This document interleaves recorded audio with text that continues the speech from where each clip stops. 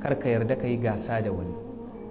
kar ka ɗauki wani shine abokin gasan ka, wane yayi nima sai nayi, da kai da shi ba ɗaya bane, kaddaran ku duka daban-daban ne. wala tamuddanna aynaka ila ma matta'na bihi azwajan minhum, kar ka daga idanka kana neman ka kalli abin da Allah ya yi ma wani ka ce kai ma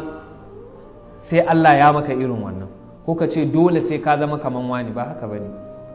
kana cikin rayuwa da ka ga wanda ka girme shi, ka fi shi shekaru, ka daɗe kana gwagwarmaya, shi kuma sai ya zo lokaci ɗaya ya fi ka, ya zama mai gidanka, ya zama gaba da kai. saboda haka ba a auna maqas na rabon mutane bil a'mar da shekarunsu, ko a auna maqas na rabon mutane da iliminsu, a ce ai wane saboda ya fi wane ilimi dole wane shine, a'a.